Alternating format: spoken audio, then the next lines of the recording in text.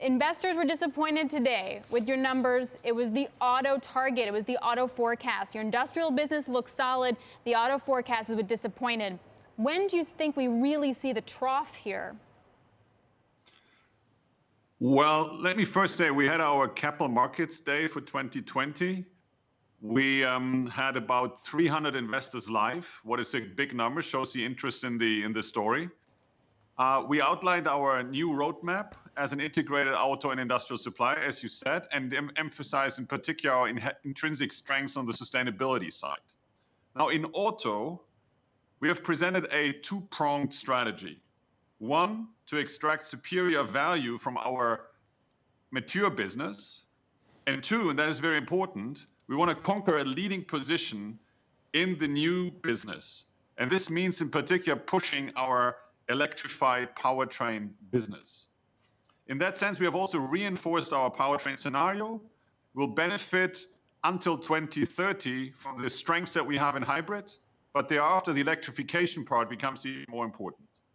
And to add to this, in this Capital Market Day, we have clearly promised to further increase our order intake from so far 1.5 to 2 billion to 2 to 3 billion euros per annum in the new business. And I think that is a clear strategy going forward that will pave the way for Schaeffler to become a leading player in the electrified powertrain area. Klaus, thanks for your time today. Greatly appreciate it. It's been a busy day with the Capital Markets Day, as you say. But in the near term, to make that transition, you need to keep this business running. And as Alix pointed out at the top, we are seeing a significant reduction in demand.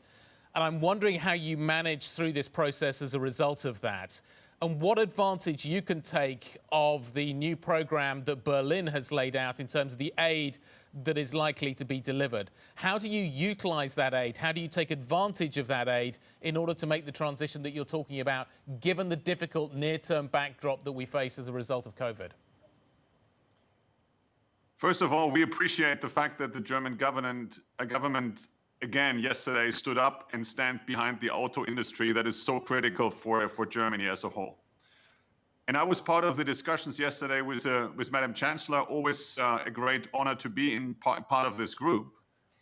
And I think there is a general belief and also a general consensus in that group that Germany is on the right way to become the leading market, the leading player when it comes to electrification of powertrains.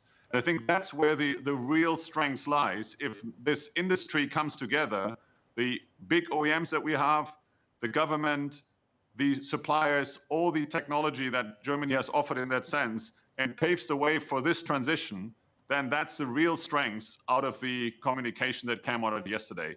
We as Schaeffler, we will not utilize any state aid to build our way. We have a strong, mature business. That business will be able to fund their way into the new business. I guess the question is, how long does that take and what are operating margins in the middle of that? Getting more subsidies or cash back for electric vehicles sounds great, but the car makers and you yourself still have to make them and provide the parts for it when it may not be necessarily profitable yet. Well, this is why we talked about midterm targets today. The midterm targets give a walk over the next years until 25, how to get there. And the targets that we have laid out for auto may seem a little bit conservative, but they are designed to be a rock solid floor going forward. We are 100% determined, 150% determined to overachieve these targets if possible. Klaus, Boris Johnson, the British Prime Minister, earlier laying out his green industrial revolution, his words. Let's talk about how realistic some of these targets are. Is it realistic to ban the sale of combustion engine vehicles, 100% combustion engine vehicles, by 2030? That seems very, very, very close in terms of re-engineering an entire industry. Is it realistic? Well, let me respond as follows. I cannot comment on what the British Prime Minister says. That's not my role, my task.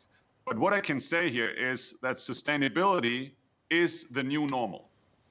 And for a company like Schaeffler, that looks at this from an end-to-end, this is a great opportunity.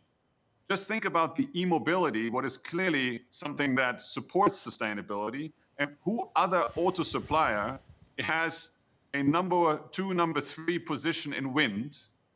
Don't forget, we are supplying in more or less every second, every third wind tower in the world, our bearings. And this is an end-to-end perspective that, from my point of view, for us, is very strong. Whether the politicians now call for 2030 or for 2035, is that really relevant? It's at the end of the day, the customer that will drive this, the next step into sustainability. And here we want to be well positioned. We want to understand the end market demand, both in auto and industrial. This is, from my point of view, what counts.